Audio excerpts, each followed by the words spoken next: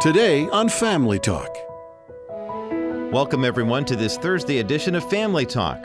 I'm Roger Marsh with your host, psychologist and best-selling author Dr. James Dobson. In a moment, we'll continue the interview we started yesterday featuring Dr. Dobson and author David Horowitz. He's a New York Times best-selling author and a prominent conservative speaker and activist. Yesterday, David Horowitz and Dr. Dobson talked about the importance of teaching America's Christian foundation.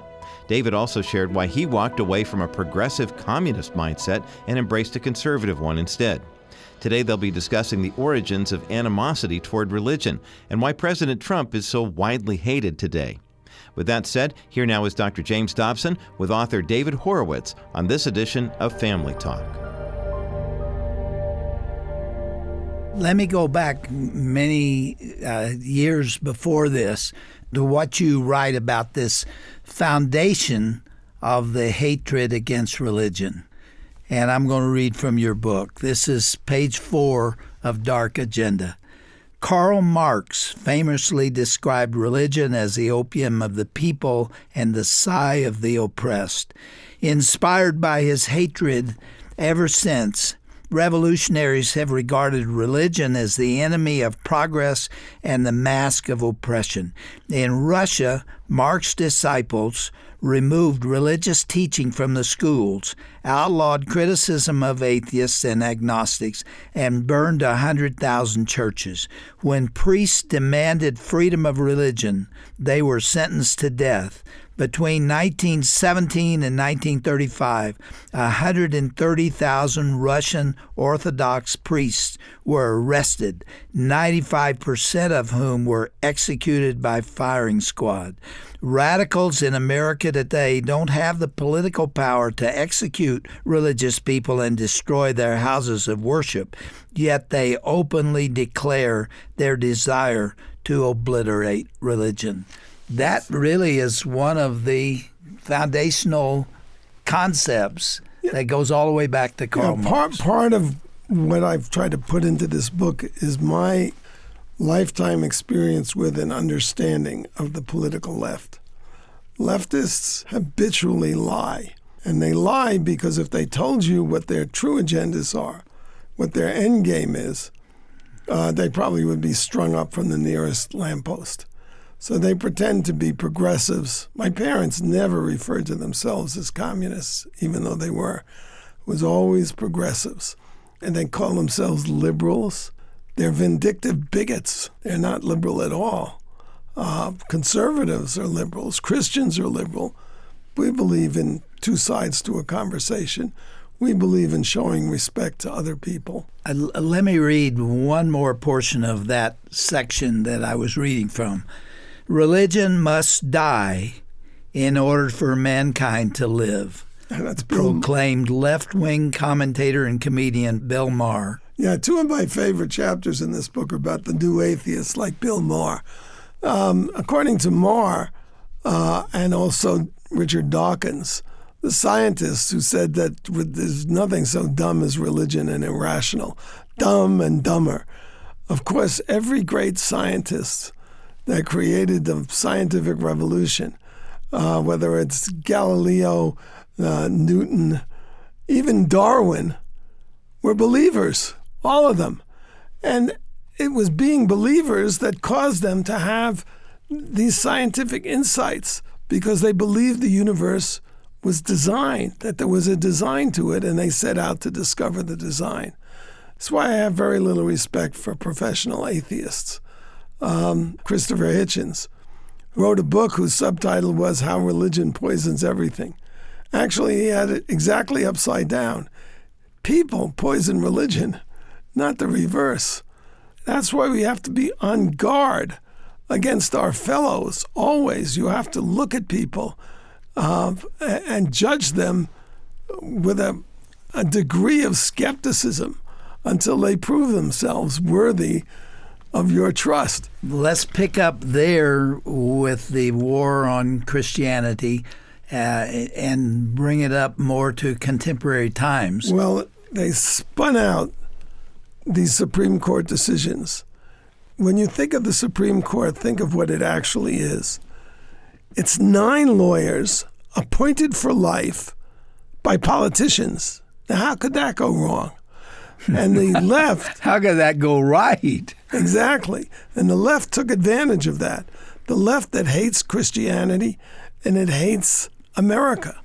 And they saw they could use the Supreme Court to override all the legislatures in the country, to circumvent our democracy. And they came up started in the 60s with the idea that there was a right to privacy in the Constitution. There is no such right. You can read the Constitution till you're blue in the face, and you will not find a right to privacy. But they invented this right to get rid of a Connecticut law, but the left wanted it to be a fundamental right built into the Constitution, a constitutional right. And in 1973, they committed an atrocity on this country called Roe v. Wade. The person who was called Roe was Norma McCorvey. How they used her and abused her. She was a very disturbed person. She already, I can't remember if she had 2 or 3 children she had before she was 20. She was uncertain of her gender. She was a druggie, and she got pregnant and wanted an abortion. And she knew that these leftists at the University of Texas, they were actually SDS members, that the lead lawyer had an abortion, and she just wanted help getting an abortion. And they, even though their principle was to make abortion legal, they knew that to make their case, she had to have the child. She had to wait. She couldn't abort the child, because if she aborted the child, there was no case. So they really wrecked the life of this woman to do it. Somebody like John Hart Ely, who's a very, very famous liberal law professor at Yale, and who was a pro-abortion, he said there's no connection to the Constitution in the Roe v. Wade decision. But these arrogant justices did it anyway, and I can't remember, maybe it was Justice White, who in dissent said, what's private about an abortion? It involves a doctor, it involves a mother, and of course the unmentionable, it involves an unborn child. And that overnight changed the fundamental law of the country without consulting anybody, without getting legislation passed, without trying to persuade people, drove it through the whole Bible Belt and split the country. And we've never recovered. That's why we're 2 nations now. That's why we don't have a shared conversation, really. You know, I lived through that era, and I was instantly incensed by that decision.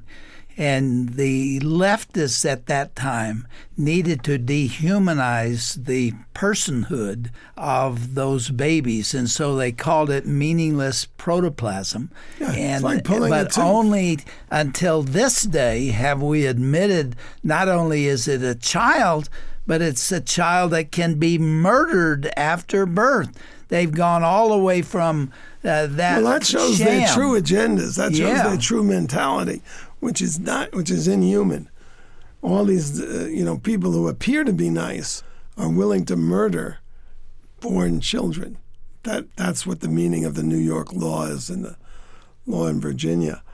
If the $1 billion, I think, is what Planned Parenthood, of course, they make a fortune. They make $300, $400, $500 million a year on abortions. That's why this is not an issue that will go away for them. Suppose all those resources at Planned Parenthood were devoted to finding homes for these children. That would make the world of difference. It's not a pro-choice movement. That's not what Margaret Sanger wanted, though. Oh, Margaret Sanger was a eugenicist. She believed that people should be bred like animals, and that we should, root out the defective ones and the inferior ones. And her mind was focused pretty much on black people to do that to. And that's why Planned Parenthood's main centers are all in black communities. And while black women are 6% of the population, they account for 40% of the abortions.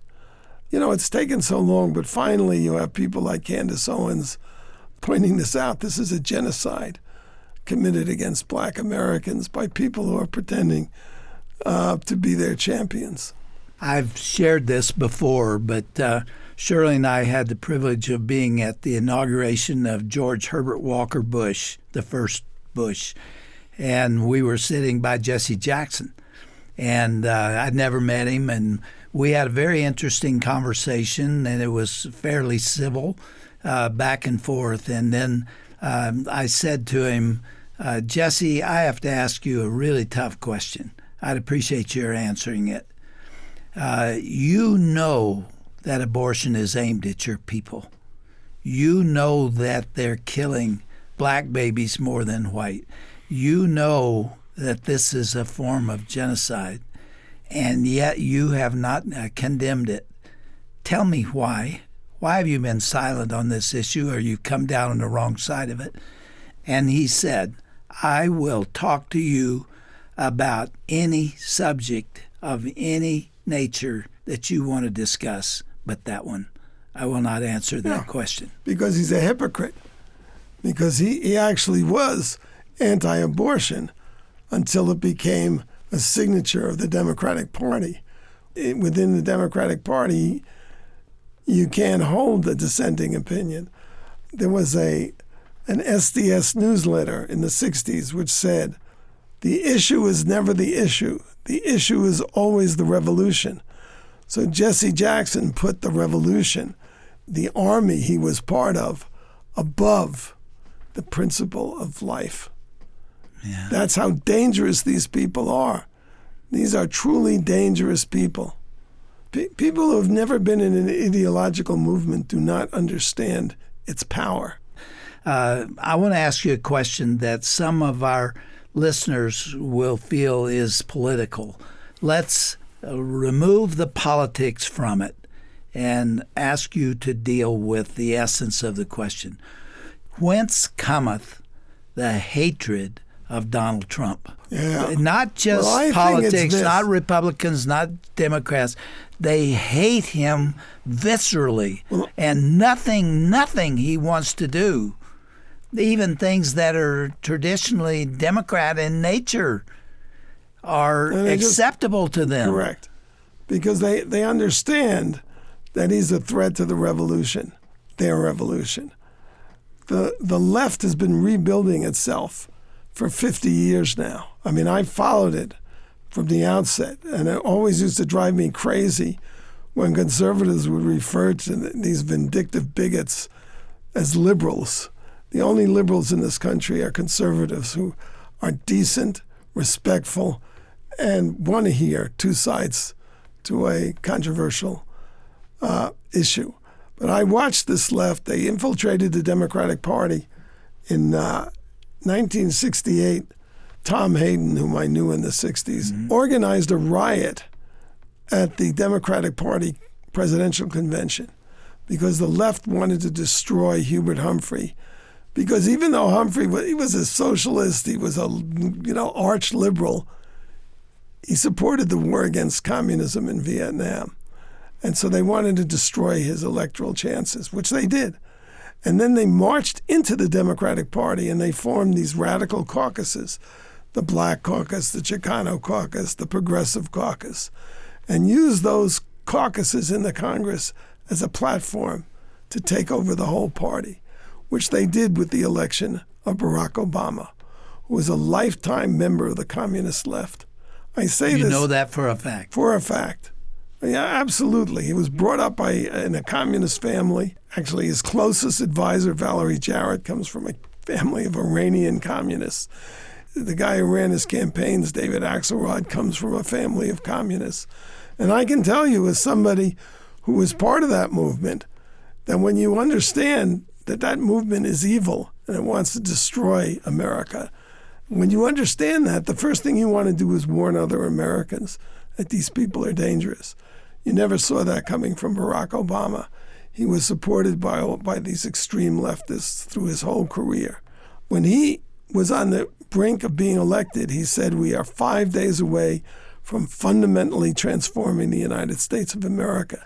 Every leftist understood that the revolution was at hand here. And Donald Trump then appears to undo all this. And the first signals he gave were his lack of political correctness. Political correctness is another term for the party line. You know, if you have to call black people people of color, that's the party line. And there's a reason for that. The only people in the world who are not people of color are white people, the enemy. It's not even English. That's the way French speak. Peuple de couleur. We don't say, I have a television of color, do we? Mm-hmm. Completely ideological, and it's designed to demonize white people and to lump all black people, all people of color, I hate those phrases, in one basket.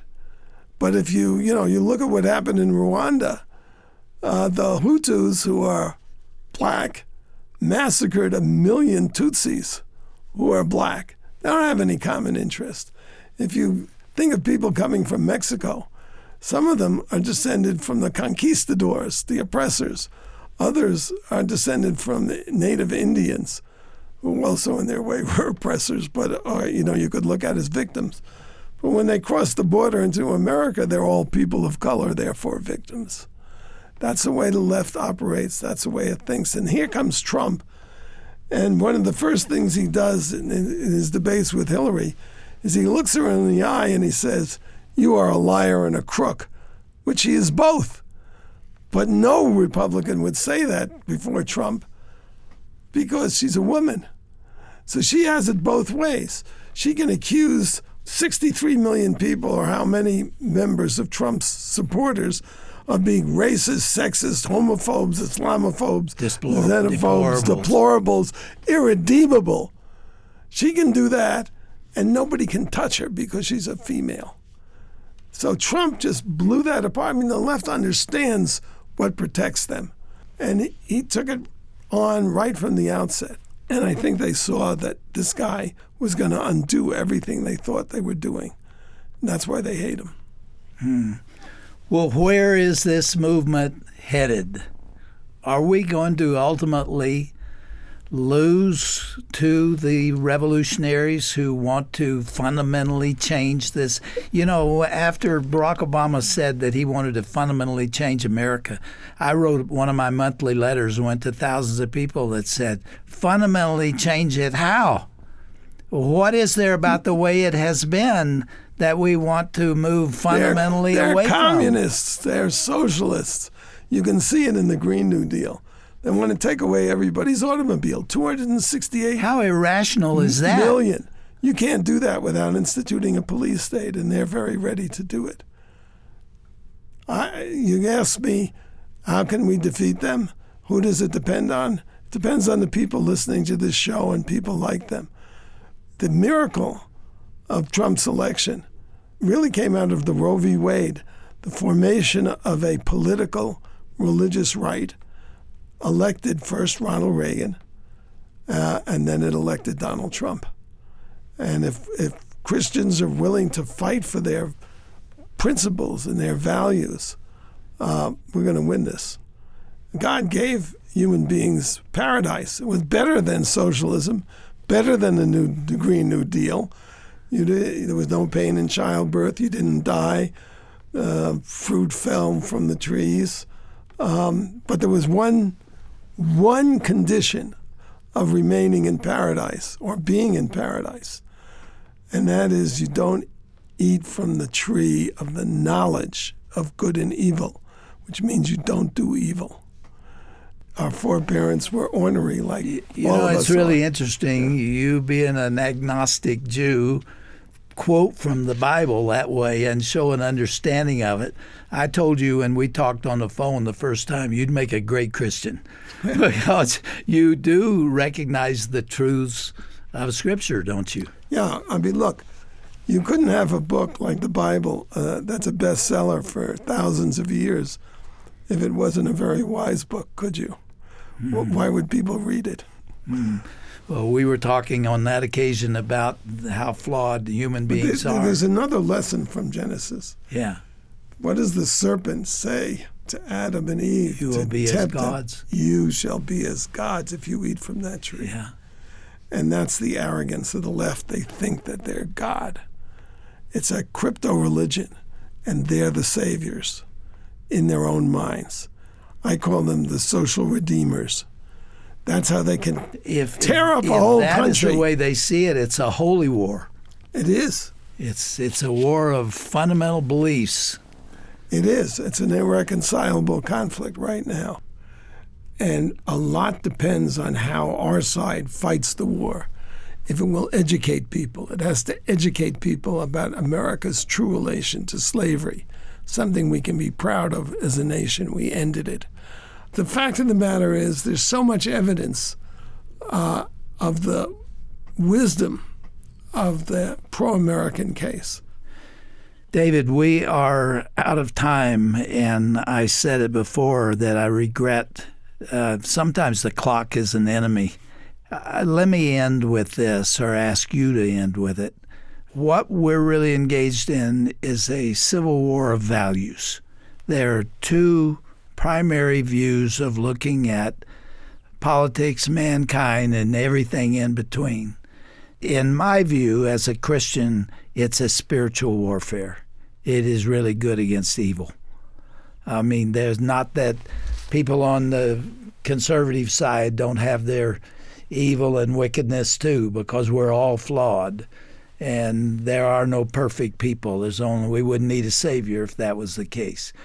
But given the nature of that conflict, is unity ever possible again? You understand my question? It is an irreconcilable battle. One has to be careful. The principles which the left or progressives have adopted are evil principles. They involve demonizing all opponents. Everybody who disagrees with them is a racist. If you believe America should have borders like every other country, you're a racist. Those are evil doctrines, and they have to be fought that way. But not everybody on the left is an evil person.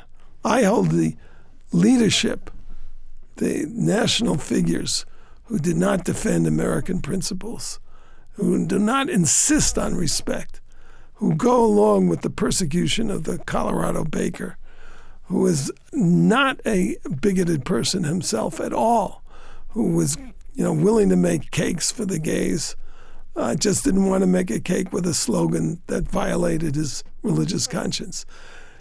When I see people on the left defend his right to hold his Christian views, that's a basis for unity.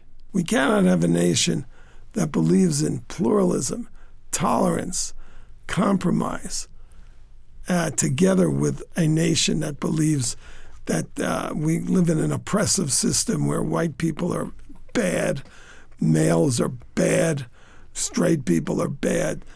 That is an un-American view, and I think there could be bloodshed. These groups on the left, Black Lives Matter, Antifa, these are violent. The Revolutionary Communist Party, these are violent groups, and they will commit violence. But there can't be a civil war again because the federal government is too powerful and too big. What there will be is a political civil war for control of the executive, and that's where our energy has to go. Man, you give us so much to think about. This has been a fascinating discussion, David, and I appreciate you coming and laying out these thoughts before us. These are substantive ideas and issues that must be confronted and talked about. That's why I said in the beginning that every American should read your book, and I hope they will. The title of it is Dark Agenda, The War to Destroy Christian America by David Horowitz. Will you come back and be our guest absolutely. again? I can't tell you how much I've enjoyed our time together today, both on the air and off. Well, a lot of food for thought here. Let's do it again. Okay.